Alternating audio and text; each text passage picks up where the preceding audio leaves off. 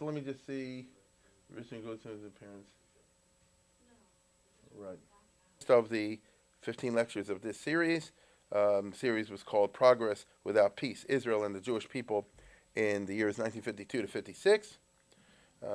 Tonight's lecture is different than the others. It's called Considering the Future from the Perspective of the Past, the Middle East, in the second decade of the 21st century. A couple of weeks ago, Richard Grilly asked me if he wasn't interested only in what's happening in the past, but he said, how can we relate this to the future? And I said, that's not usually what we do to relate these things. I always try to concentrate on the past, but he asked me to, and he sponsored the lecture over here, and therefore we're going to take a shot at switching hats, which usually I concentrate, as you know, on what happened in the past, but tonight we're going to use that, as I say before, to try to prognosticate and consider the future from the perspective of the past. So without any further ado, we'll get right into it. In second decade of the 20th century, now we're in the beginning of 2014, what's it going to look like in the coming years? In considering the past and future situation in the Middle East, I think the most remarkable thing that leaps to one's attention is the fact that the more things change, the more they stay the same, as they say in French, plus ça change, plus le même chose. The dominant reality and the chief cause of all the trouble has been what I call the permanence of the transient. Let's start with Israel. The problem remains the mistake they made in 1949. There's Yigal alone. You remember from the past, we talked about the fact that Israel in 49, late 48, early 49, was in a position to take over the whole of Israel, all Palestine. The Egyptians were on the run. The Jordanians were totally outnumbered. Without going into all the details and recapping everything, the Tzahal could rather easily have occupied the Gaza Strip at that time, and we wouldn't have all this junk that we're going on now with the rockets, and they could have taken over the whole West Bank as well, if it's from the military point of view. The only reason they did not do so was because Ben-Gurion at that time was subjected to pressure by President Truman. Yigal alone was the commander of the army, but who was on the verge of conquering everything, but President Truman really, threatened Ben-Gurion with a cutoff of aid and sympathy and things like that. And he said, you have to freeze where you are and don't proceed anymore. And the result is that Israel has indefensible borders. Ben-Gurion accepted them under pressure from Truman.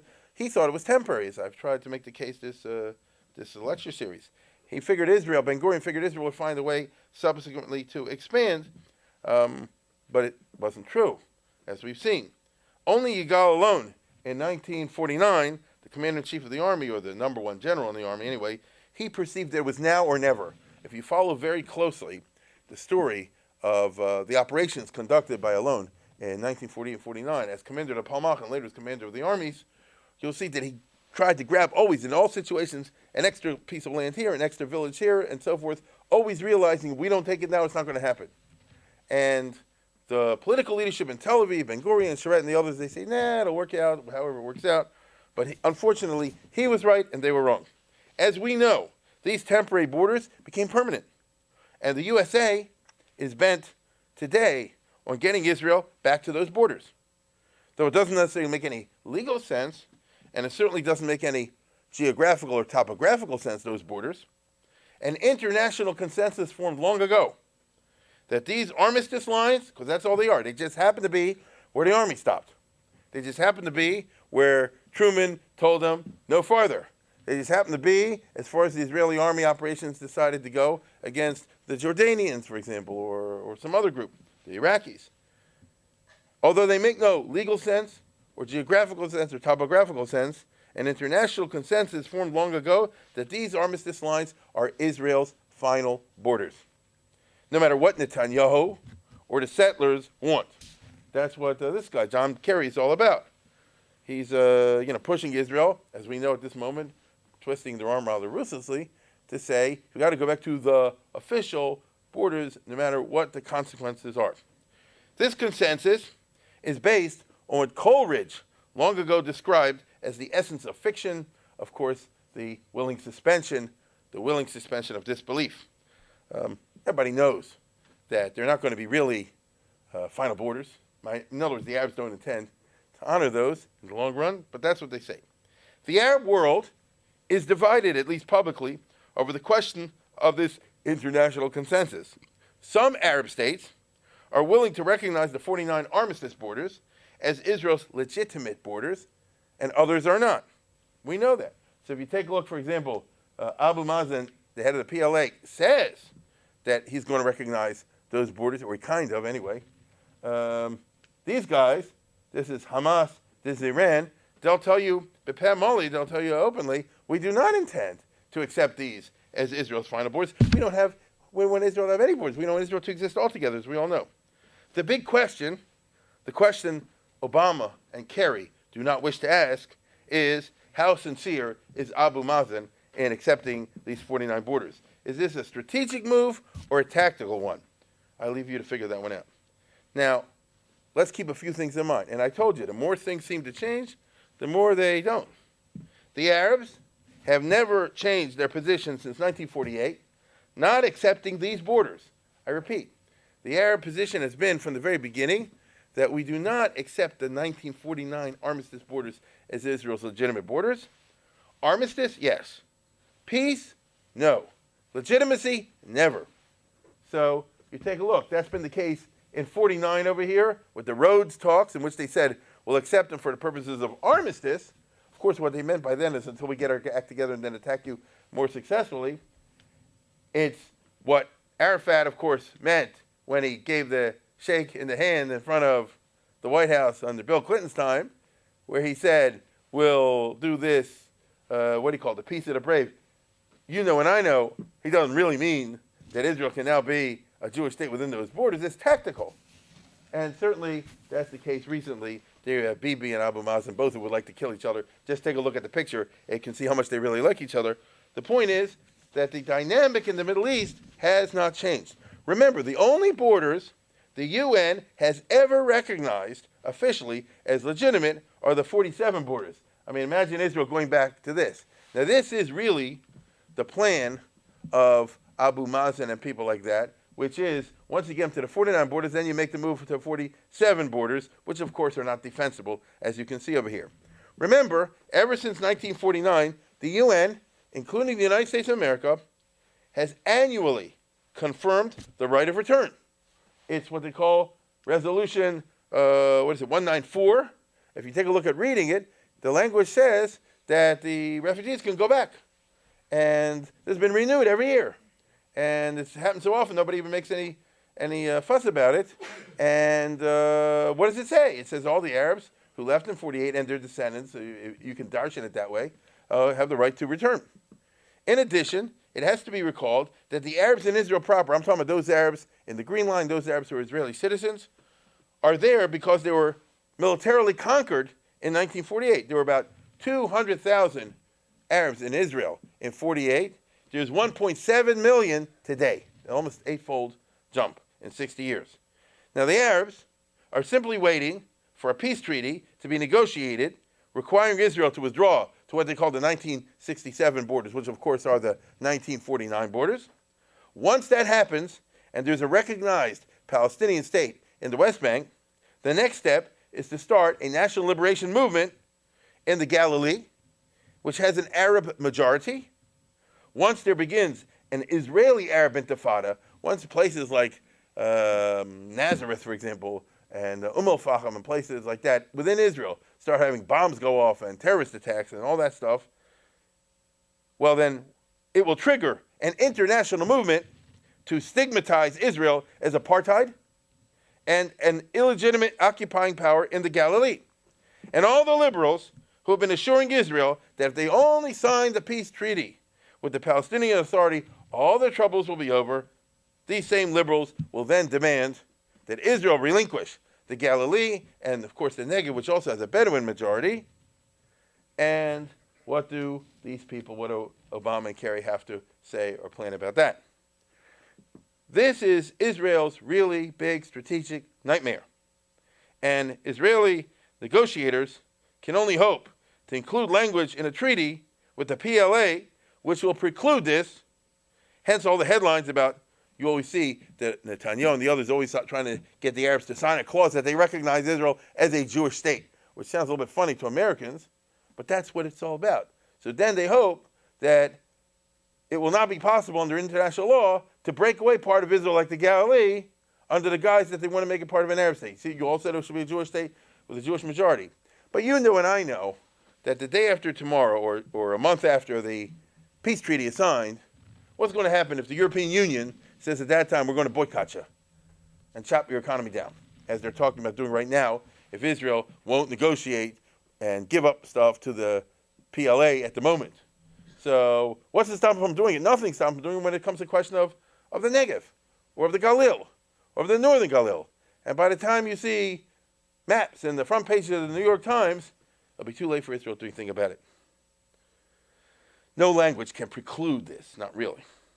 Thus, the basic Palestinian and Arab strategy against Israel has not changed since 1948, 1949.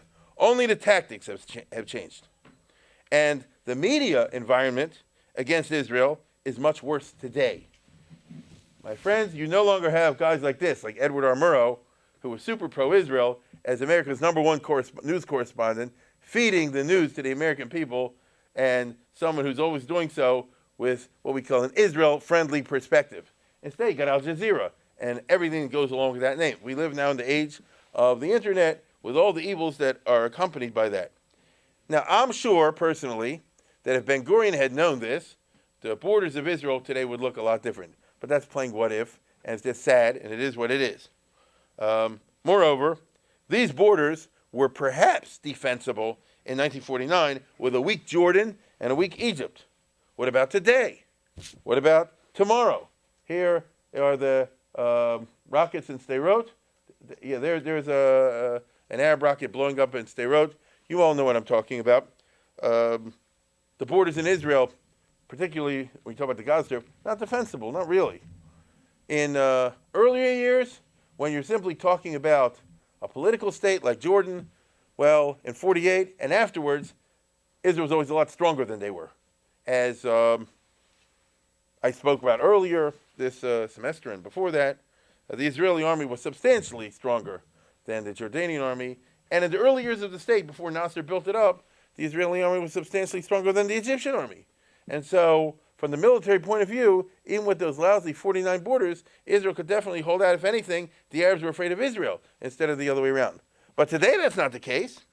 Indeed, all of Israel now is vulnerable. All of Israel is a Sderot. You know what these maps are. They show you the ranges of the various missiles. And I know you're all savvy enough, and you keep up with the news enough to know that now, with the modern technology and the missiles, they can hit anything from anywhere.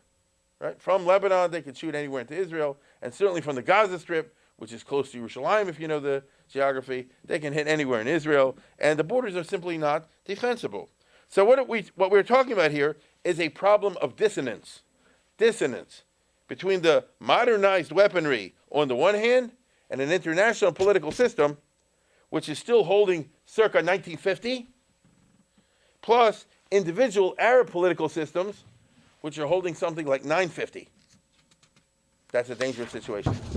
The history of modern times has taught us that there's nothing more dangerous than these kinds of gaps, because then science assumes Frankenstein proportions.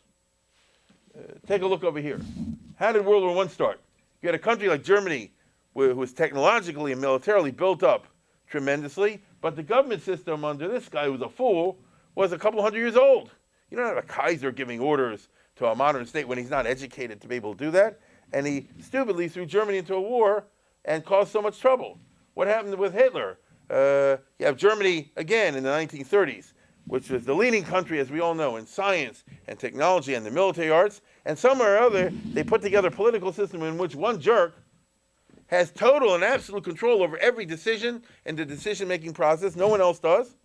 And that's inherently a bad system, because when Hitler got it right, great. But when he got it wrong, the whole country went down with him. And as we all know, he took them down, because even when the smart people, like the general, said we can't win anymore, he insisted on going all the way. What kind of a political system is it when you have an educated country full of college-educated and very smart people and wise people and technologically advanced people, and you have a corporal running the whole country with the power of life and death? These dissonances, these gaps between the technology available to the decision makers on the one hand And the incapacity of the decision-making echelon, on the other hand, always leads to war and always leads to trouble. What's the point of Al-Qaeda with Osama bin Laden over here, if not the fact that here's a guy who's got his hands on the latest technology? We all know what Al-Qaeda is, and especially the computer stuff. And yet, as far as education is concerned, he thinks 950 is where everybody should be. That to him is the perfect year, okay? And so whenever you have these situations, the world is looking for trouble. Accordingly, Israel faces a grim future and even a disastrous future, which, in my mind, seems to be associated with these two gentlemen. Furthermore, whereas in the past, a substantially united American Jewish community, I repeat, an American Jewish community could assure a favorable American administration, today, the American Jewish community is more and more fractured, with substantial voices being raised against Israel. Again, I know you all follow the newspapers enough to know, just to say, the Swarthmore Hillel defies, boycott of anti-Israel organizations. In other words, you can be in favor of the PLO and BDS, be committed to the boycott of Israel and things like that, and still speak and get placed in traction at the Hillel, which means that the Hillel is falling apart, J Street is rising, all kind of different groups, Jewish, I mind you, are coming there, which are anti-Israel, if you want to get down to it, if you want to be honest, no matter what they say. And then there's the rise, particularly in the Democratic Party, of a substantial anti-Israel sentiment. Here we have... This is a non-debatable motion requiring a two-thirds vote. You remember this from the convention in 2012. Suspending the rules, say aye. All those opposed, say no. In the opinion of the chair, there's been a two-thirds affirmative vote to suspend the rules. Governor, would you like to make your motion? Thank you, Mr. Chairman. This summer I was proud to serve this party as the Platform Drafting Committee Chair.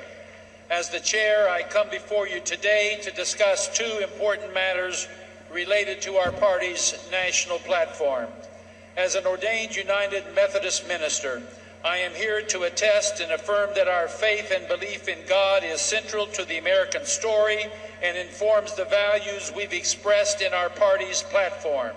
In addition, President Obama recognizes Jerusalem as the capital of Israel, and our party's platform should as well. Mr. Chairman, I have submitted my amendment in writing, and I believe it is being projected on the screen for the delegates to see. I move adoption of the amendment as submitted and shown to the delegates. A motion has been made. Is there a second? Is there any further discussion? Hearing none, the matter requires a two-thirds vote in the affirmative. All those delegates in favor say aye. All those delegates opposed say no. In the opinion of the... Let me do that again. All of those delegates in favor say aye. All those delegates opposed say no.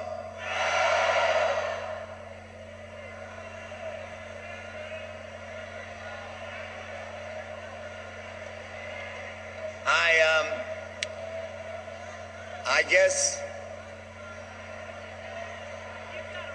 You gotta let them do what they're gonna do. I'll do that one more time. All those delegates in favor say aye. All those delegates opposed say no. In the opinion of the chair, two-thirds have voted in the affirmative. The motion is adopted, and the platform has been amended as shown on the screen. Thank you very much. Thank you.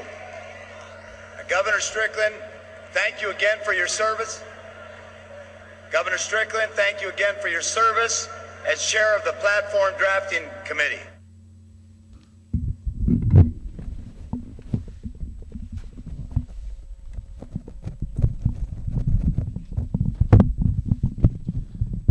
Okay, is it on? So you see, I couldn't make this up, right? You see right over there that the Democratic Party is moving against Israel. This was rammed down their throats. It speaks for itself.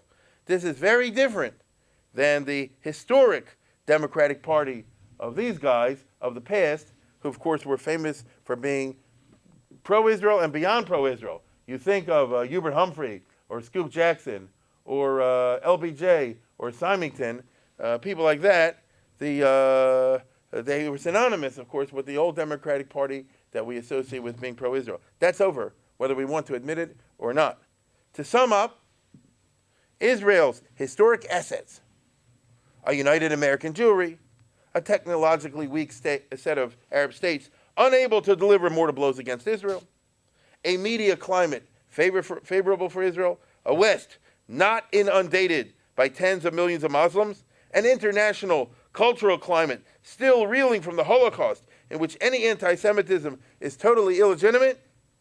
All these assets, which served Israel well in the past, no longer do so, or no longer do so as well as they used to. Thus, Israel's position is weakened, as reflected in its inability to blunt John Kerry. These are the variables in play when one contemplates the Israeli situation in the second decade of the 21st century. You asked, not a pretty picture, is it?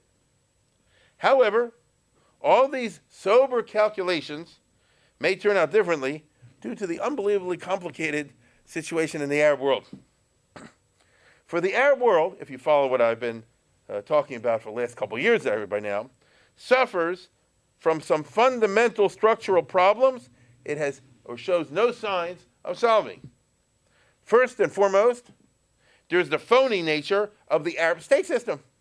Who set up the Middle East as we have it today? Who made the countries? You know, there's a country called Syria with certain borders. There's a country called Iraq with certain borders, and Lebanon and so forth, and Jordan. And who made those things up? These guys back in 1919. You know, Woodrow Wilson and Lloyd George. I mean, those are the borders that are still there today. It's not that the Arabs came up with these. It's people who had no shaykhs whatsoever with the Arab reality, and for their own colonialist reasons, understandable reasons, chopped up and divided the Middle East into the pieces that you have today. So they make no sense. Every state in the Middle East is composed of ethnic and religious groups or tribes who have hated each other from time immemorial.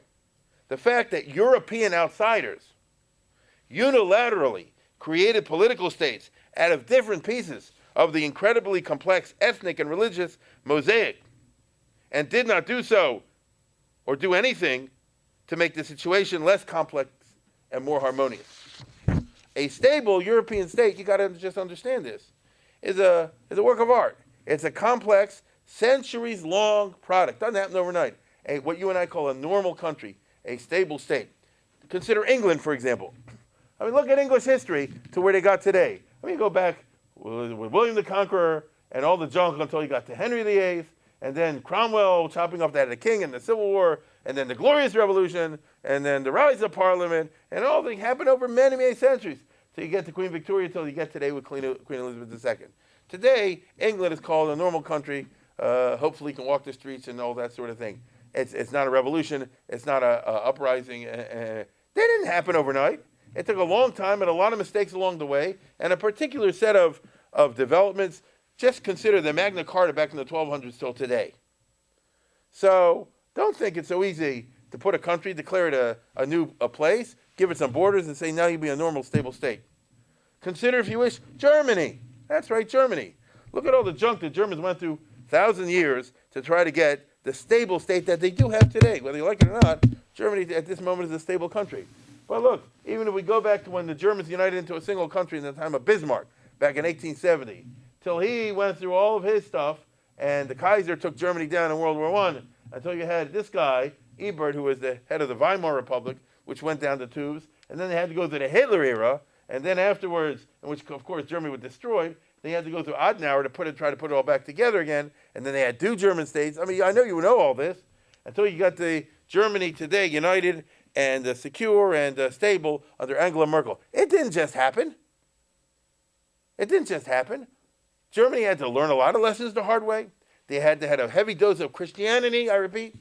They had to undergo the, what we call Western Civ, a Middle Ages, followed by Renaissance, followed by an Age of Reason, followed by an Enlightenment, followed by the rise of science, followed by liberal nationalism, and so on and so forth, and modern economics and capitalism and socialism, till you get to what you get today. It didn't just happen. So now tell me about Iraq or Syria or Saudi Arabia or any of these countries. They didn't have anything like this. They didn't have any kind of process of development over long periods of time to produce a stable state. When we we're very lucky here in the USA. In the U.S., we skipped a lot of that junk because we had a very talented group of founding fathers. That's why we celebrate people like George Washington and John Adams and Jefferson and the other people that you see on here, Lincoln and Franklin. They gave a lot of chachma, and they thought this all up before they put the machinery together. As you know, even American history wasn't totally easy. They went through the Articles of Confederation before they figured out what to do with the Constitution. But having said that, they were remarkably successful. Baruch Hashem, we are enjoying the fruits of that today and putting together a normal country, even with a heterogeneous society of 300 million people. But it doesn't just happen on its own. It's very, very, very difficult. Yosef, I think that's up to here. And the glorious revolution. I mean, I don't have to live. Most people know what I'm talking about. If you ever took a course in European history, it took a long, long time for them to get past Henry VIII to where they are today. It's not a simple matter to develop a stable, normal society. If you don't like England, look at Germany. First of all, it took them forever to get one country together. You had to go through Bismarck, and then through the Weimar Republic. Ebert was the head of the Weimar Republic. And they had to do all the junk with Hitler. And then Adenauer had to put together at the end of the war. And the Germans are very intelligent, highly educated people with a lot of culture in the background. And finally, you end up with the normal Germany of today, with Angela Merkel, who actually is pro-Israel, as you know. Say what you want about the Germans, but they got a normal country. It's a stable country, you see? We're very lucky, blessed by God in the USA, that we start out with guys like this. So they put it together in the beginning in the right way. Washington, Adams, all that. Most countries don't have that founding father kind of business. Who are the founding fathers of Germany? Who are the founding fathers of France, of England, of Norway, and these countries? A bunch of banditten, you know? It's a mafia. You know, the U.S. is really lucky in this regard, and we should acknowledge that. This is not a plug for the White House tour, but it is what it is. You see? So I'm trying to show you. To get a stable country is a work of art that takes a long time, a high degree of education and maturity. Frankly, it requires a Christian kind of culture, you see? And the ethnic and the religious all have to come together. It's not pashut. A stable, legitimate political state is not a simple matter, and this has been noted very thoughtfully by thinkers from Edmund Burke down to Moynihan, who have always written very eloquently on the fragility of society and the state. Don't ever take anything for granted. You should be conservative politically in the sense of having a reverence for the existing order, which will never be perfect, but represents a law and order kind of situation which allows you and me to walk on the street, you know, to go about our lives. Nothing will ever be 100%. Nothing will ever be 100%. But to apply the normal basics, that you shouldn't be a crazy country with people killing each other and blowing everything up, that's a very high level. And one should never take this for granted. Now, let's move to the Arabs. Right? How did the modern Arab states come about? Well, as you know, Mark Sykes and Francois Picot got together in 1915 without asking anybody, and they drew up the maps. You see, but they drew up the maps. And later on, they modified the maps a little bit, the guys after them. Did they consult with the Arabs? I mean, you know, did this have anything to do with what I talked about, English history resulting in a political stable state, or American history, or German history, or even French, God help us, history, or something like that? You know, none of that, of course. Countries, entire countries, were created after the First World War purely to satisfy princes. Specifically, the British had promised Faisal that he would get a big kingdom. They were not able to deliver. So they said, if you can't pay Nezek Shalom, pay at least Chatzi Nezek. And so, you can't give him the whole Middle East. But the British understood the first rule of politics, which is you have to reward your friends and punish your enemies. Otherwise, why should anybody be your friend? And this guy, Faisal, had demonstrably been their friend. And they realized if they leave him totally with nothing, it'll send a bad message, which is doesn't pay to be friends with England. So in order to make it that people should want to be friends with England, they created a country for him called Iraq. This is how Iraq was made. They took a piece of this, a piece of that, and something in the middle, and they said, and it was created specifically to satisfy this guy to make England look good. He had a brother, Faisal did, named Abdullah. He also was left holding the bag. It was originally supposed to be in Arabia. Once again, the British said, Winston Churchill specifically said in 1922, it doesn't look good for England to have somebody who was acknowledged as our friend be totally in the lurch. Let's give him a country. And they invented what they call Jordan. Does this have anything to do with the Magna Carta? With the stability? With William the Conqueror? With a Bismarck? You see what I'm saying? You have to understand this when you read the papers every day. That what are we talking about over here? How was Syria created? How was Lebanon created? The French, they said, we want a piece of the pie. And so Sykes and Picot said like this, who's going to get what? And the British were very sneaking. They said, we'll take the Iraq part. It looks junkier because they had geology reports that there was oil. See? And French got cheated. They never forgave them for that. But the French said like this, we have historic interest in the Levant, in Syria, because the Crusaders were in Syria, and the French have a lot of schools and missionary things in Syria, and especially there's a separate place called Lebanon. No, not yet. There's a special place called Lebanon, and Lebanon had a bunch of Christians there, and France considered themselves the protectors of the Christians. That was an imperialism point of, what does that mean? France is all the way over here, Lebanon is all the way, no, we're your special protector, we have the right in there. Meaning this was totally about French pride and their arrogance, if you wish. And in order for this purpose to satisfy their own things, they took over a country called Syria who didn't want them, and they took over and eventually carved its borders and made a new country. And out of that, they took a peace later on in the 1930s, which they wanted to separate out separately, so they have a Christian state so that the French would always have a base over there, because when the Muslims kick them out, the Christians will always be on their side. That's the plan, the Maronites and the others. And hence, so this is the basis of the creation of political states today. Now let's take it in detail. What is Syria really? There's no country called Syria. These, as you can see over here, are the Sunnis. Nobody lives here. It's all desert. Let's get that straight. This is what we call a country. It's all desert. These are the Sunni Muslims, who are the biggest. And they're real angry because here's the Alawites. Look what a small piece they are of the whole fabric. So they say it's not fair that the Alawites are ruling all of Syria since 1970, when Assad Sr. shot his way into power and killed everybody and established a dictatorship with the help of Russia and the secret police and all the rest of it in order to keep hold and killed millions of people in order to keep this down. And his son is doing the same thing until there. What I'm trying to say is like this. Don't forget the Druze, by the way, okay? You see? So, is there a country called Syria? Who made these borders? Who decided on this? Who decided that these guys should be in here and not part of this or part of this? Sykes and Picot and Woodrow Wilson and Clemenceau and all these other guys. What's it their business? That's what happened. And nobody's tampering with the system today because whoever's in power is benefiting from the system. Hence, don't be surprised if you have a murderous civil war going on in Syria. This is what it's all about. It has nothing with democracy. It has nothing with politics. It has to do with Shvatim fighting each other and one trying to kill the other. Let's take a look at Lebanon, a so-called country.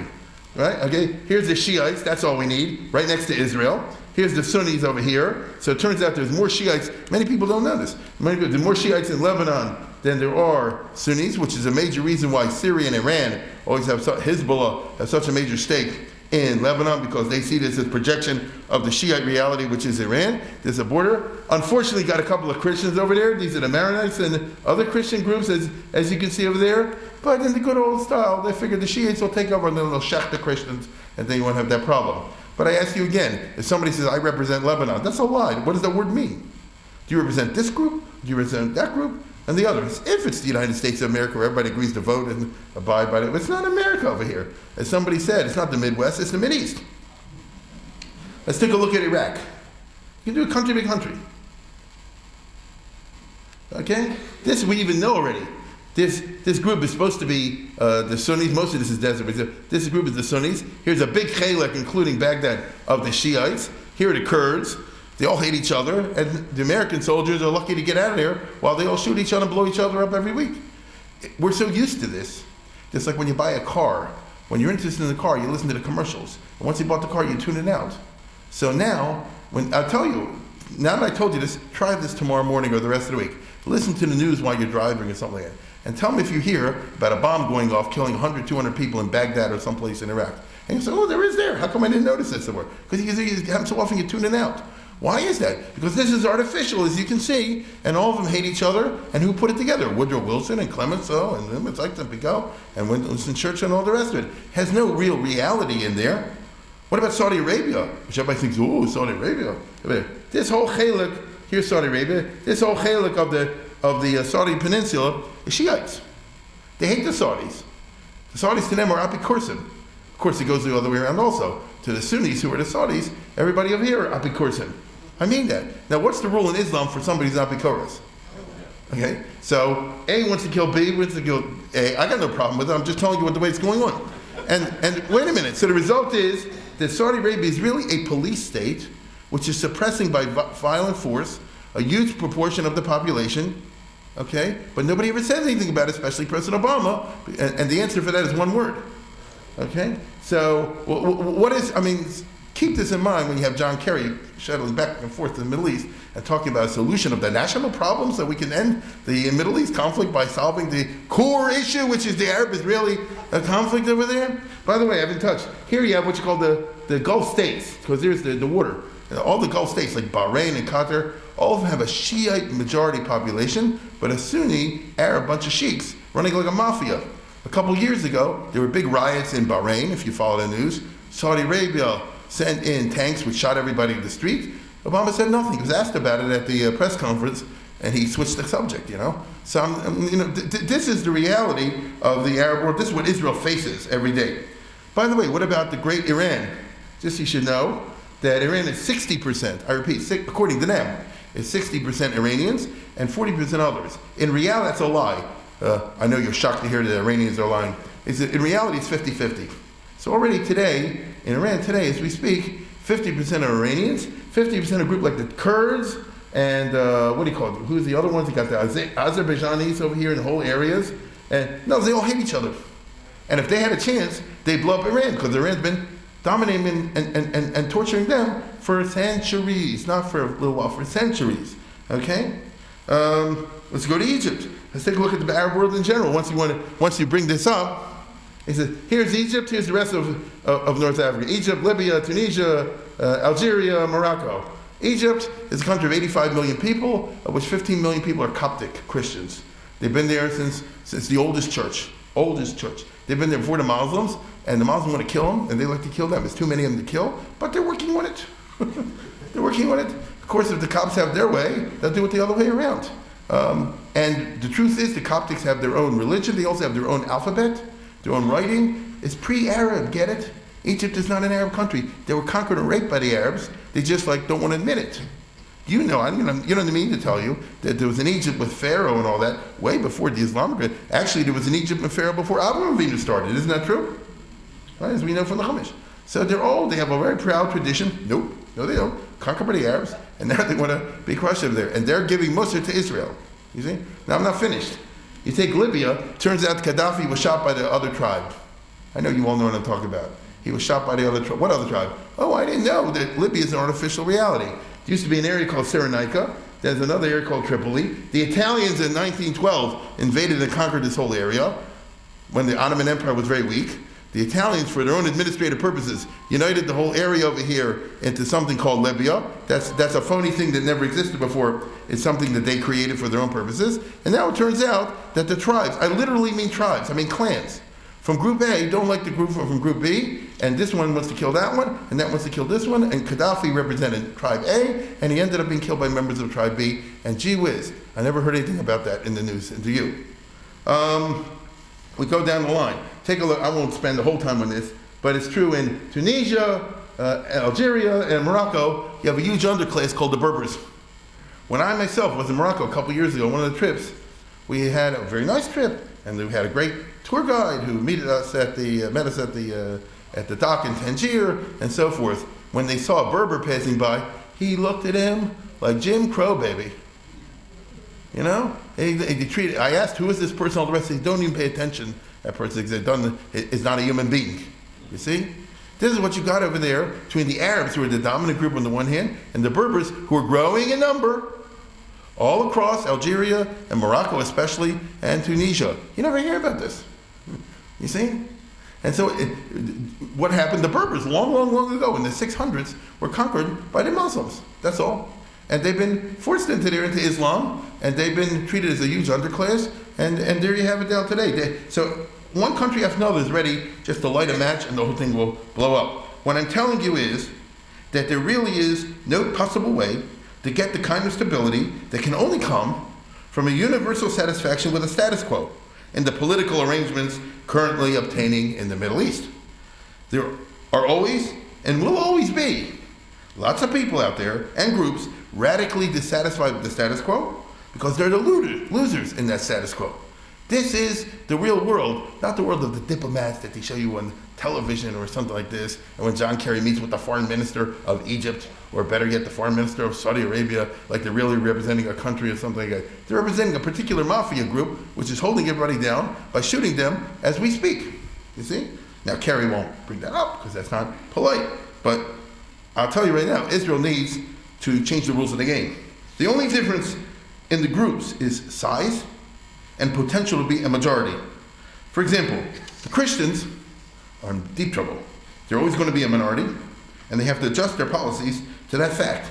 So here's Sisi, the new general president, and so forth, the guy takes over Egypt, and here's the Pope of the Coptics, of 10, 15 million people, and he's got to kiss him and kiss up to him. I mean, the Coptic guy has to kill up to Sisi, because what's the alternative? Get the Muslim brother and they'll kill him.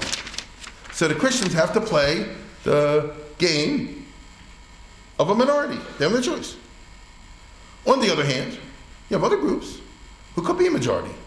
The Kurds are very able to make a state, but have been prevented from doing so. Oh, that would be good. Look at this. This is Kurdistan. No, this is what the country really should look like, which Woodrow Wilson promised them in 1919. He just was not able to deliver. After all, the Kurds are their own people, with their own language, their own culture. They happen to be Sunni Muslims, but they're not Arabs. Ask them, they'll punch you. You see? I want you to understand this. And they were promised a homeland under national self-determination, blah, blah, blah. And it didn't happen because it didn't work out for the oil interests of Sykes and Picot and Clemenceau and Lloyd George and all these other guys. That's what happened. So the Kurds really got shafted. They got screwed by the statesmen of the Big Four. And not only were they shafted, let's go to the next one, then I'm going to come back for a minute. By these guys, but also by Roosevelt and Churchill and Stalin after the Second World War, because they promised them to give them land and they didn't do it either. Now let's go back for a second. Oy halavai.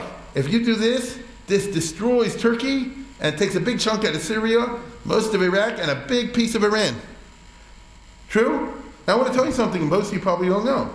The Kurds and the Jews have always gotten along very well. The history of the Kurds and the Jews, most of the time, has been a very positive one. It worked in the classic Middle Eastern style in which, like the Godfather movie, the guy goes over to the Kurdish chieftain and he says, I'm your boy. And in return for that, you get the right to protection. They don't bother you during the civil wars and the clan battles. And you get the right to practice your religion. I mean, it doesn't get better for that if you're a Jewish minority in the Middle East, not in your own country, in the Islamic world.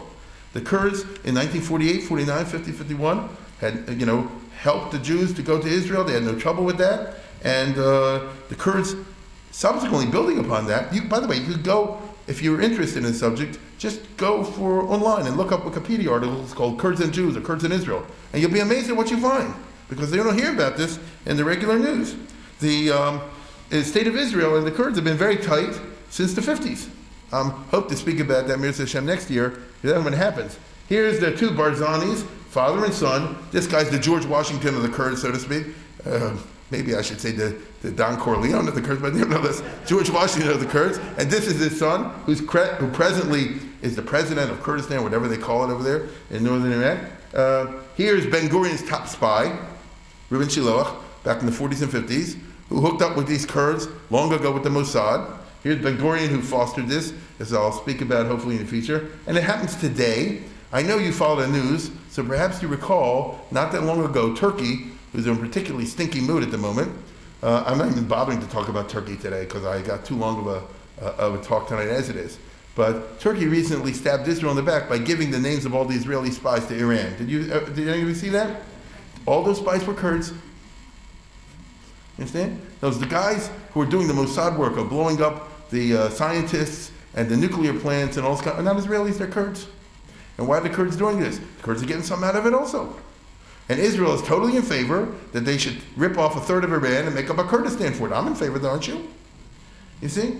And so, history very funny. Who knows which way the cards will be shuffled? Short of everyone converting to democratic liberalism, there is no way to have a political system in which all are equal. On the contrary, au contraire, The history of the region has always been one of regional dominance by some overwhelmingly powerful Sunni Muslim ethnic group. First, it was the Arabians, long ago, in the 600s, the 700s, down to around the 1200s or so. Then it was the Turks. The job of the minorities for centuries over there was to bow and scrape in exchange for legal protection. I just told you the wonderful relation the Jews have with the Kurds, and it was a good one. But it basically is, you got to kiss their feet, but in return, you get something for it. You see? But that is how the game has to be played. Indeed, the Ottoman Turkish Empire, for 4 centuries, was exactly what I just described. It was a case in which the entire Middle East had a dominant Sunni ethnic group, which had their foot on the neck of everybody else, and because the others knew it and didn't do anything about it, you had what they call peace and stability, which nowadays, if you read the press reports and the anti-Israel journalists, they'll say, oh, in the good old Ottoman Empire days and all, then the Zionists came and screwed everything up. Well, in the good old Empire days is that the one group completely and totally dominated the other one. The only problem, joker in the deck of those days was Iran, which was a Shiite ethnic group, but they did the same thing. Anybody in the Iranian Empire, as I just showed you, the Kurds, or the Azeris, or the Arabs, or the Turkmens, or people you've never heard of, are dominated by the Shiite Persian group who stuck their foot on the neck of these minorities and made them like it.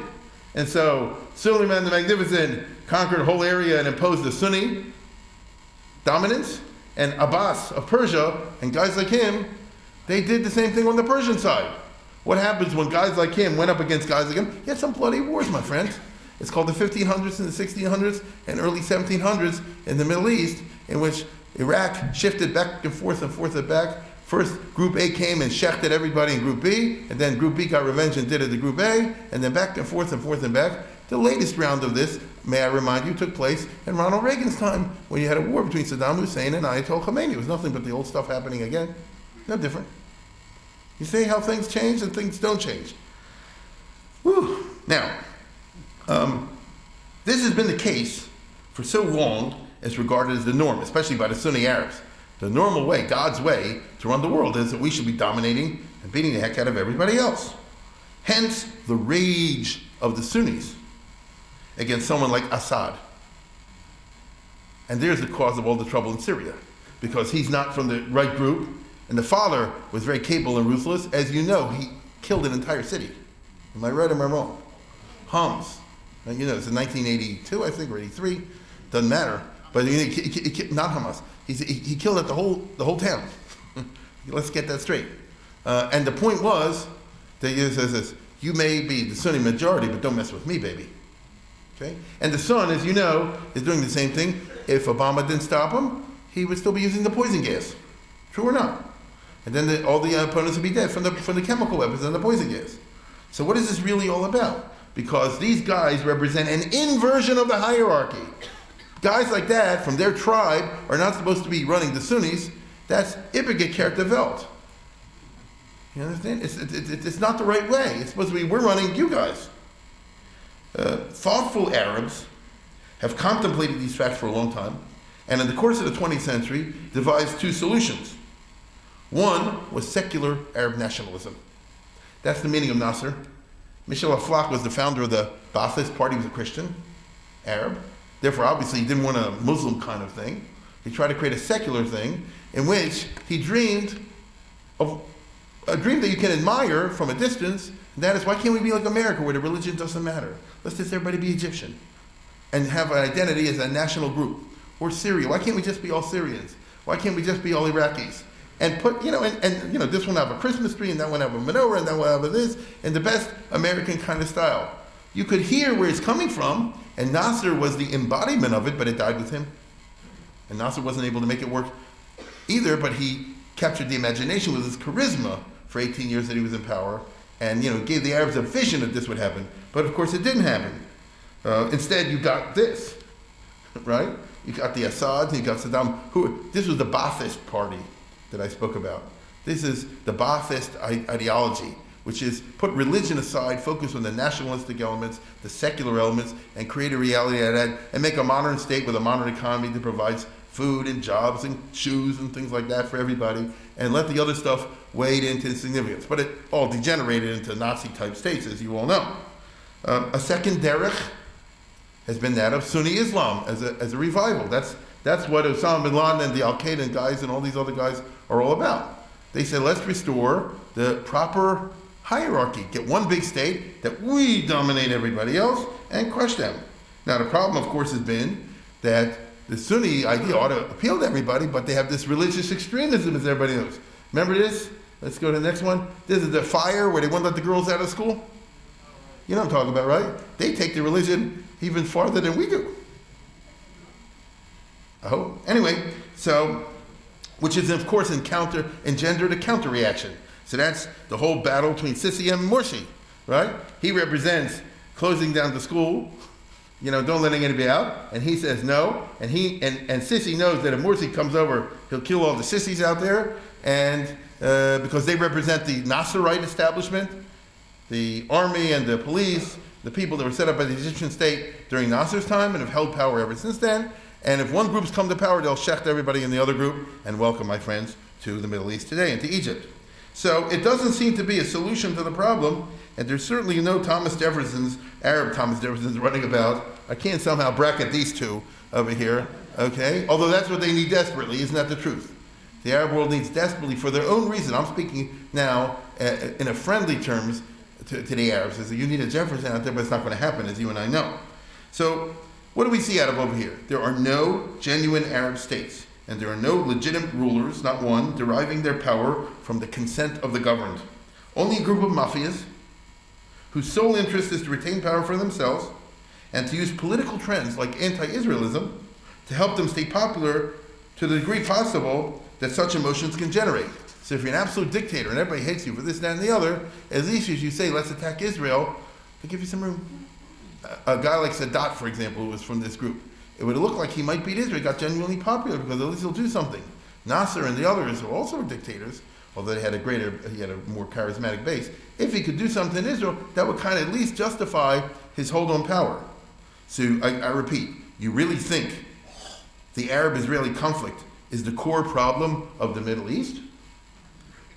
The Sunnis face two real challenges, a small one and a big one.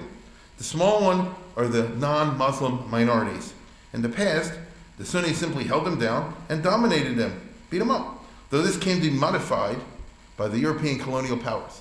In the 1800s, the Europeans got too strong and they took over whole areas of the Middle East.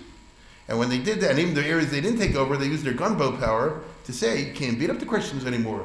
The British were so crazy, I've told you this in the past, they'd even say you can't beat up the Jews anymore. And so the Turks came to realize if we make a pogrom, England will intervene. Remember Montefiore went to complain about the Damascus affair in 1840 with a letter from Queen Victoria in a British battleship? Yeah, it wasn't the same, wasn't the good old Middle East anymore.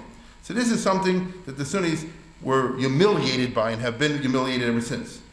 The most extreme example in their mind of what I just described is the entire Balfour Declaration in the State of Israel. To them, it represents a permanence of the European colonials inverting the hierarchy, preventing us from killing the Jews and beating them up, as is the norm. That should it be. It should be, I'm sure, if you talk among Arabs themselves, they say, if the British and the other guys had interfered, the Jews would know their place.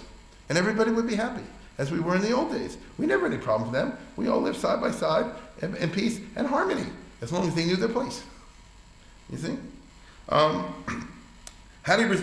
problem for the Sunnis is how to restore the old days. They can't. So here's the plan.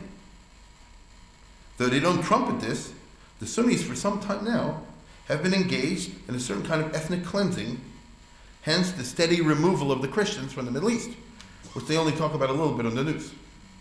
The same way that I was driven out of Forest Park. You beat them up, you break the windows, you do this, you do the cars, and the guy leaves.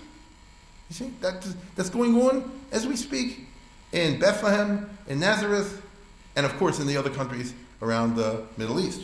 This is the way it is. This is a variation of the Hitlerian idea of Jew-free Europe. You have ethnic cleansing without mass murder. In other words, Hitler introduced into the equation something that nobody thought about before. It used to be in the Middle East, he said, you're stuck with these lousy Jews and Christians, you're stuck with the Druze and the Maronites and the others, how do we keep them down?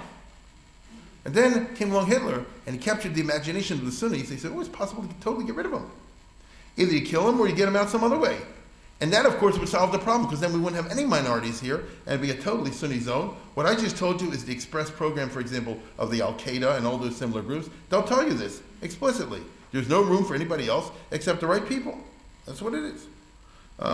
The desperate character of the current Syrian civil war reflects all of this, because the Alawites and people like that know that if the other side wins, which Obama is backing the other side, if Obama wins, they will kill all the Alawites or kick them out. So that you'll have a pure Syria in which everybody's just Sunni. The Druze will also be shafted. But that is the program. You see? I think you kind of know this sort of, but I'm just bringing it out in the crystallized form, perhaps. But that's the thing. Do you hear what I'm saying?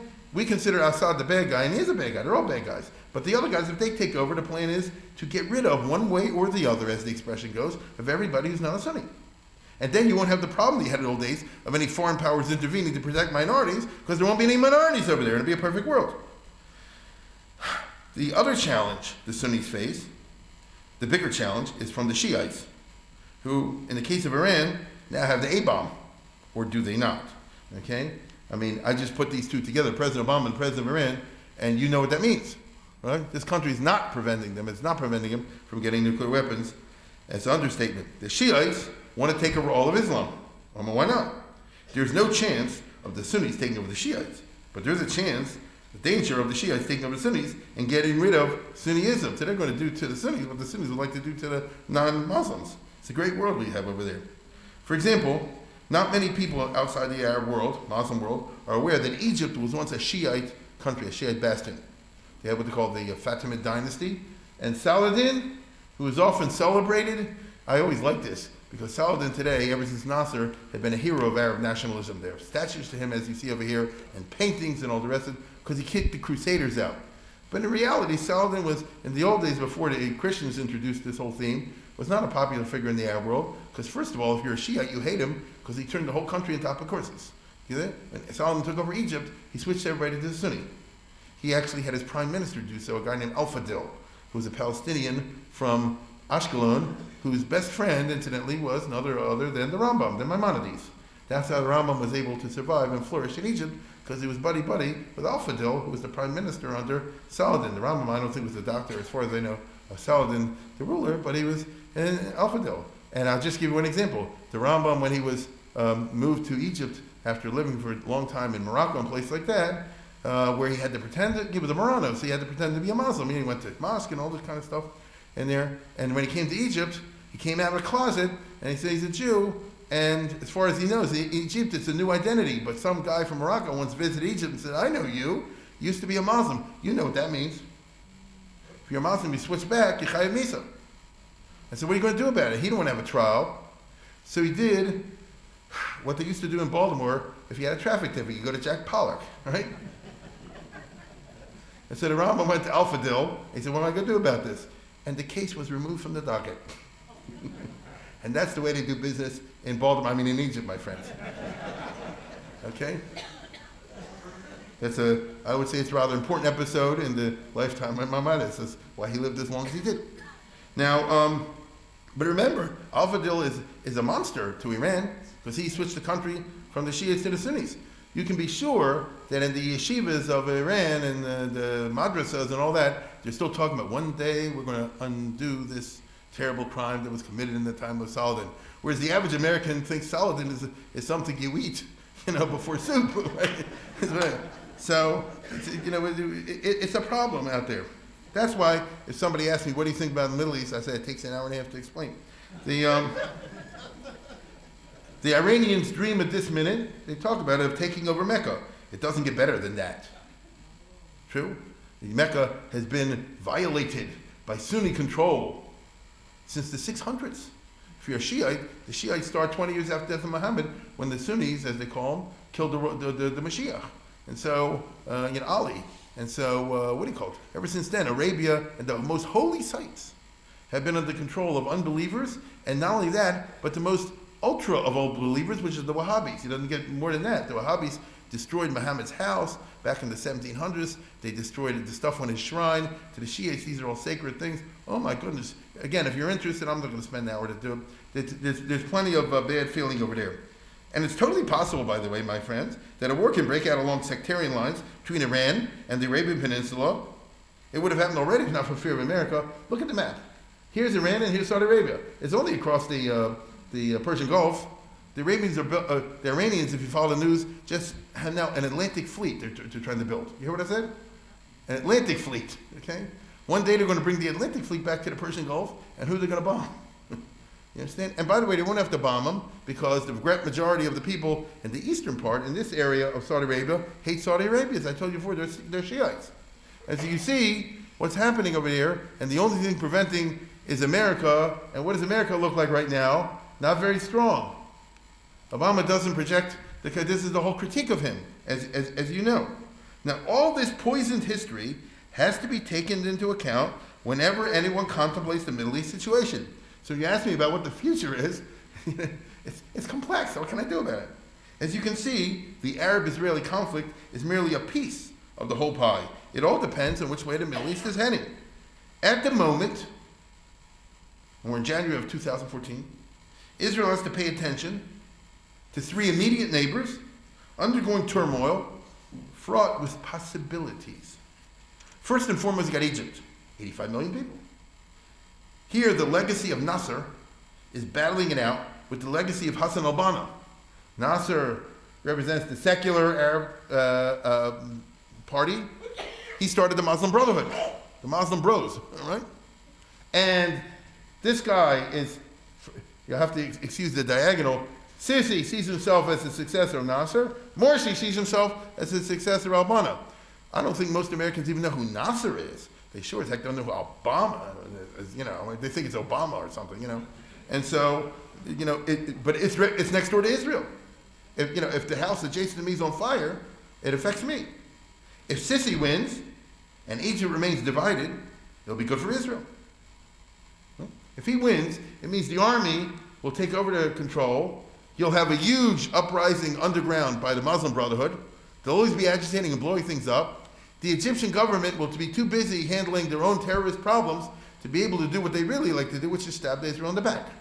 This was the story of Mubarak, okay? Mubarak, whenever I followed him very closely. Whenever Mubarak had the possibility, he tried to stick it to Israel. But God so arranged matters, and of course in the 1980s and the 1990s and the first decade of the 20th century, until he fell from power, he usually had so much trouble with his local domestic Muslim Brotherhood opposition, and they were assassinating his officials and going after him and wrecking the country and all the rest of it, that he had to devote so much attention over there, he had to therefore maintain good relations with Israel, and he wasn't able to do as badly as he would have desired to do. If Morsi wins, it'll be a bloodbath. A monolithic Egypt, that'll be bad for Israel. So it depends. Now let's take a look at Syria. The conflict there, as I told you, between the Sunni majority, whose most dynamic element is the Muslim Brotherhood, which will be bad for Israel. I mean, who is the one making speeches right now that they should take over Syria? Al-Zawahiri, who's Egyptian, by the way, but the head of Al-Qaeda. I know you know that. He says now, over and over again, in the tape recordings that they put on the internet, that the number one goal now is Syria. Once Syria is taken over, then we go to Israel. That's what he says. This is the reason why Putin and Iran are backing Assad. Because they say, we don't want this guy to take over, because then he's going to encourage the Muslims in Russia to rise up and blow up Russia, which they're doing also, like the Chechens. And so look what a tangled business it is, okay? So it's not that anybody likes anybody, they're just thinking about their own dollar-amas. That's prohibited to Israel, but it's permitted to Russia. It's permitted to Iran, it's permitted to America, it's permitted to everybody else. Hence the hypocrisy. If Assad survives, it will be in weakened form, which will be good for Israel. If he somehow survives, he'll have a huge Sunni group that hates his guts. And he'll be constantly having to spend most of his time trying to hold these guys down. That's just the way it is. Assad's violent anti-Israelism is a classic case of an Alawite regime trying to earn its creds in the Sunni world. That's why Syria has been so vehemently hostile to Israel ever since the 1960s. They've been trying to say this, we're as good as anybody else. Don't think I'm a bad person. I hate Israel. I hate Israel more than you do. So therefore, I might not have the exact same religion you do, but cut me some slack over here because I'm trying to conquer and destroy Israel. But that card has been played too many times, and the Sunnis don't want to hear it. They say, you get out of the way. You see? There's a similar situation in Iraq, right, where you have this Shiite business that the Sunnis are trying to hold down, and the Sunnis are trying to say, we'll go against Israel and all this in order to get credit so that the Shiites and the Iran next door won't go into them. I may be boring people. I don't know what's going on. It's a complex situation. You see? The best possible thing that could happen in Israel in this decade is what? Establishment of a Kurdistan that would bust four mamzerim. Syria, Iraq, Iran, and Turkey. Oh, this would be good. Doesn't get better than that. Right? That is Israel's best case scenario. Would Obama and the others let it? Obama would say like this: we don't want to set the stability of the international Middle East system. That's what they say. I mean, I'm not making it up. This is what they say. Ask the State Department. This will not help encourage stability in the Middle East if the just, I repeat, the just, national claims of the Kurds not to be dominated by the Turks or the Syrians or the Iraqis or the Iranians is given any kind of play. True, the situation is not perfect. It's not optimal. In a perfect world, the Kurds would have the right to self-determination. But we don't want to upset the international... What's that all about? That's all a bunch of whatever. So, it is what it is. The Arab states, of course, in general, oppose the Kurdistan. That would call into question the entire Sykes-Picot system, wouldn't it? Once you make a new country, then you ask your question, Taka, where's the legitimacy of the other borders? Who made them up? And then the people in power lose. And that they never want to do. Okay? So the glass is half empty, but it's also half full, as far as Israel is concerned. If Israel is under pressure, so are the Arabs, so are the Arab neighbors. The good Lord works in mysterious ways. The other half of the question about the coming decade is this: can Israel overcome its own problems, internal problems, to continue as a stable democracy with a legitimate government? I repeat, a legitimate government, something that exists nowhere in the Muslim world. You know, we Jews have our problems, but we actually created a stable state. Look how hard that is. Took the British 8 centuries, right? Took the Germans a long time. Israel had to do it on the ground. There's reasons for it, but nevertheless, that's something we can pat ourselves on the back on. Now, in other words, what are the dangerous rifts in Israel that could tear apart the fabric from within? Here's a map of Israel. Look at this. Here the Arabs are 50%, something like that. And here the Arabs are 75%. Here's Nazareth in this area. This, as I told you, is the coming struggle after Kerry engineers a peace treaty between Israel and the Palestinian Authority. These are the areas that you see over here with substantial Arab populations, which are going to demand self-determination, either in be a separate state or actually be part of the Arab state, and Israel be under pressure to do something about them. What do you do about the Israeli Arabs? They're biding their time, waiting for the aftermath of the treaties I told you before. Look at this. Here's Goebbels, and speaking in Czechoslovakia, Joseph Goebbels. That means that this was like 1936. That's way before the Czech crisis of the Munich crisis. So Czechoslovakia was a democracy, and because democracy, anybody can come and say what they want. And so Goebbels came in there, and he said the following. He said, we intend to take over this country, and when we do, we're going to stick it to the Czechs, but you can't do anything about it, because you got a democratic country, and you got to give me the right of free speech. So I can say whatever I want about you. I can say I intend to kill you the day I take over, and you can't do anything about it because I have the rights of free speech.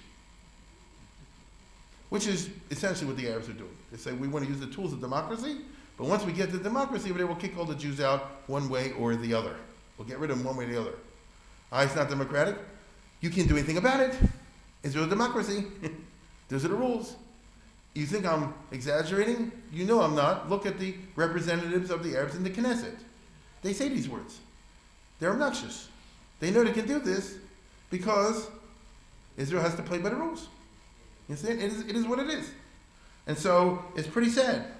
Some people will disagree with me, and some do. Usually the more liberal types, they'll say as follows. They'll say, the Arabs in Israel won't do this because they have a much higher standard of living. And therefore they benefit by the Israeli connection. And there are arguments along those lines. But this argument was debated back in the 1930s between Ben Gurion and Musa Alami, who was the leading Palestinian intellectual, shall we say, and leader in the movement. Ben Gurion at that time said, it's good if the Jews move in because it builds up the economy. He gave them facts and figures how the standard of living of the Arabs was raised by the Jewish kibbutzim. I'm saying the standard of living of the Arabs. And Musa Alami said at that time, we'd rather be a desert for 100 years and be our own country and not have any Jews over here. And eventually we'll get it right. 200 years. And I understand it, you understand that point of view, and that's where the Arabs are coming from, and you can't blame them. Then, of course, there are divisive issues among the Jews themselves. Used to be the Ashkenaz and the Sephardi. That's not so bad these days. No, one of the main reasons is neither the Ashkenaz nor the Sephardi in particular are under any illusions of what the Arabs would do when they take over. And so it's a community of fate as much as anything else.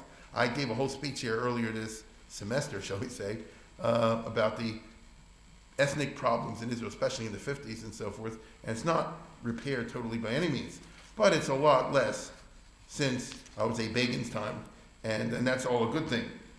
The religious versus secular is the big one, but again, that's kind of complex. Dati versus Chiloni, per se, is a doable matter. It's complex, but it's doable. There's no problem with there, especially if you talk about the RZA, the Mizrahi, and so forth. I mean, they're okay with the state. The Haredi principled rejection of the state is a problem. I repeat, the principled rejection of the Medina. Because of demographics. Israel knows this, but is not sure what to do about it. I repeat, here we're talking about people whose ideology is one in which they say, at least officially, it would be better if there's no Israel. That Israel is illegitimate from the religious point of view. Here we run into a problem of what we call ideology. The Haredi world has a decidedly non-violent physical view, but an extremely violent ideological view. Right? They don't believe in hurting anybody, and they don't. Not really. But if you talk about the level of ideology, officially speaking, the state of Israel was created illegitimately. It's apikorsis, it's everything that goes with that. Here, the all-important factor for the future is the spectrum of Haredi views. Because it turns out that not everybody really feels the way I just said it. On the street, it's a big question. You see somebody, just because a chassid, just because somebody is yeshivish, doesn't necessarily mean they let the state of Israel go down the tubes. You see? You have a substantial portion of people who figure maybe Israel didn't start the right way, whatever, but it's here and it's turned out good and it's, got issues, but there's a lot of positives in there. I could give this speech if I had to. Israel's the biggest Malkum Torah, and wait till tomorrow, and so on and so forth. There's a spectrum in the Haredi views. The Chilonim, the secular Jews in Israel, are in a big quandary. If you do nothing, the problem simply becomes more acute. That's how they see it. Because the Haredi gets bigger and bigger, and the ideology continues the same. But on the other hand, if you act against them, you play into the hands of the radicals. You radicalize them. That's his problem. What are you going to do? Put everybody in jail, doesn't want to go in the army? And realistically, what's the plan? All you do is turn everybody off and turn them into an enemy, an active enemy of the state. That's not good either. So what to do? The only hope, from the Israeli point of view, is for the moderating of Haredim and their integration somewhere into Israeli life. Not involving being not from at all, but changing the ideology that I just said, which is it'd be better if there's no state of Israel altogether. The Arabs come and take over. Here we come to something very, very, very fascinating. I'm at the end almost, but I have a very, very interesting piece to share with you. Unfortunately, I can only find the Hebrew. I'm sorry about that. So maybe everybody won't be able to understand it, but I'm going to tell you what it means outside. And then even those who don't understand the Hebrew exactly, you'll get the basic type idea. Very thoughtful. Again, from this, I guess like 60 Minutes of Israel, that kind of a show. Panim Matimot, I think it's called. And Amnon Levy. And he did his whole thing on the Haredim. I gave you a piece of that a month or two ago. But here he's talking about, and this was written a year or two ago. It's not current. But he's talking about the fascination of significant groups among the Haredim with Israel and the army and all the rest of it, who they like and kind of venerate on the one hand, even though ideologically they don't feel comfortable with it. So we're talking about facts on the ground on the one hand versus pure hashkafa on the other hand. And the point he's going to be trying to make is that you see in everyday life, there's going to be a whole group of kids going from a Haredi yeshiva, they're going all the way up north to the Lebanon border, Hardov, where there's some kind of tradition. I never heard about that. Avraham Avinu was there, did the Bris Milah Psalm or something like over there, and there's like a tiny little shrine or a shul or whatever. And in order to go up there, it's a high security area, so you got to go with the tzahal. And all these kids are like all over the place with these soldiers and huddling with them, even though they themselves are totally with payas and, as you call in Israel, black. And you see, it's a very positive kind of a chemistry, even though at the same time, in the ideology sense, it shouldn't stem. So will life on the ground eventually trump official hashkafas or not? That's a very big kind of a problem or a question. That's the big question I leave you with. So I'll show you. This is about a 5-minute segment. Let's take a look at it. רויס, פפנהיים ואנשי העדה החרדית מייצגים את הקיצוניות. הם מיעוט שמאבד כוח בתוך החברה הזו. זן שהולך ונכחד. רוב החרדים היום הם מתונים ופתוחים יותר. בניגוד לקרויס, הרוב החרדי לא מתעסק ביישוב הסתירה בין חרדיות לישראליות, כי בעיניהם אין סתירה כזו. הם רואים עצמם כישראלים לכל דבר. They see themselves as Israelis. והעמוק מבפנוכו, מה שנקרא, החרדים הם כואבים פה כל כאב. אספר לך סיפור אישי קטנטן. אחד הילדים שלי היה ילד בגיל 7, בתלמוד תורה של היישוב הישן ביידיש בירושלים. ביום של אסון המסוקים בערב הוא בא הביתה לארוחת ערב. When an Israeli helicopter crashed with a lot of dead. דיבר בבוקר על האסון שקרה, ש73 חיילים נספו. הוא אמר שכל אחד מאיתנו, אמר לילדים, צריך לקחת על עצמו עניין טוב לתקן, כי בגללנו זה קרה. כי אנחנו לא מתנהגים טוב, אנחנו רבים מתקוטטים עם החברים, אנחנו מדברים לשון הרע. עומק היגון שהילד דיבר על זה היה כל כך חזק, מבחינתי הייתה התרגשות עצומה. בדיוק מזה מפחדים חברי העדה החרדית, מתחושת שותפות גורל בין חרדים לחילונים. שימו לב לתמונה הזו. חרדים, תלמידי ישיבה, לא זורקים אבנים על רכב משוריין, אלא צועדים לצידו, מציצים פנימה בסקרנות. לא צועקים They're climbing all over the armor. אלא הולכים איתם, מסתכלים עליהם בהערצה ומצטלמים איתם. החילונים סבורים בטעות שכל החרדים שונאים את הצבא, שלהיות חרדי זה להיות שפול בבית מדרש וללמוד. אבל התמונות האלו נכונות ליותר ויותר נערים חרדיים. בניגוד למיתוס, הם מעריצים את הצבא, הם מעריצים את החיילים. ההורים שלהם, כשהיו בגילם, ראו בצה"ל איום וקראו לו צב"י, צבא מדינת ישראל. אבל הצעירים החרדים האלו כמהים להכיר בקרוב חיילים, להתחכך בם, לצעוד לצידם. אז למה הם לא משרתים בצה"ל? עוד נגיע לזה. This is the tour to Hardov.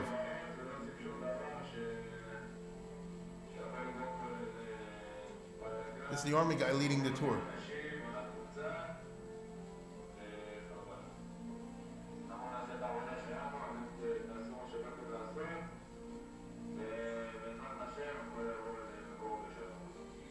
The army's escorting them to daven.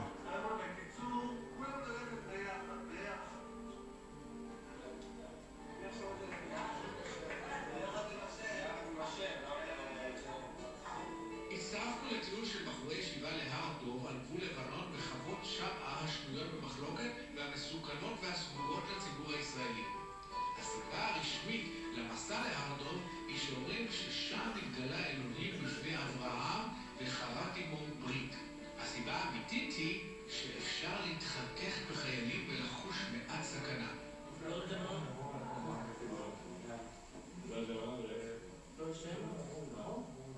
He's showing him the Syrian border.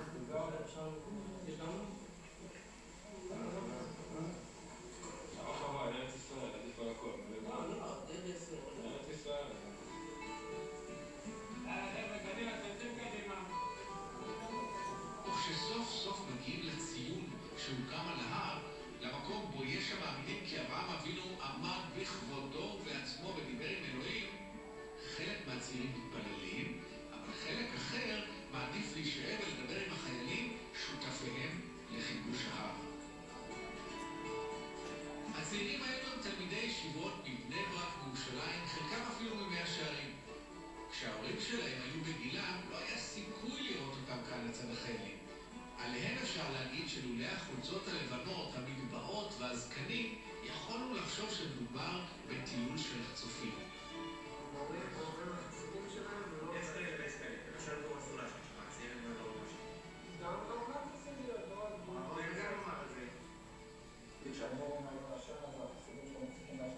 Yeshiva hackers.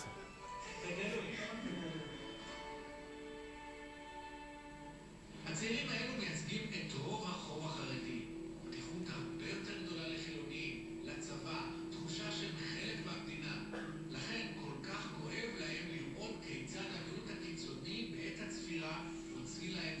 they don't approve of making fun of the Yom Ha'atzmaut.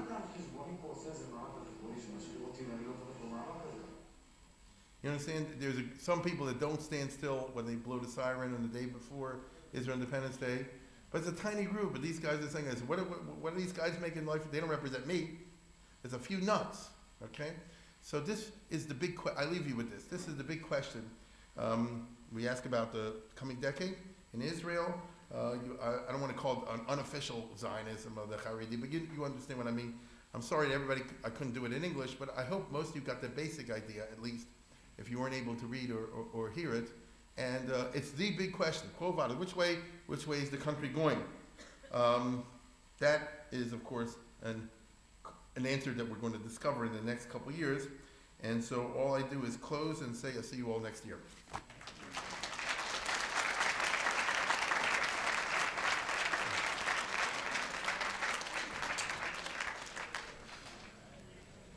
Jake, get a hold of it. Thank you very much.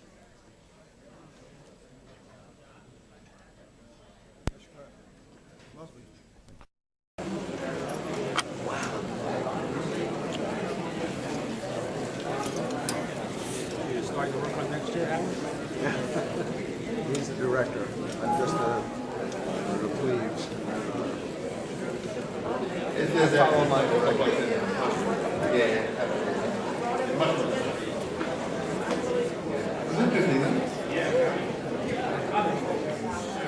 Yeah. Oh, you told me. Yeah, that was different. That was a big group. That was a big group.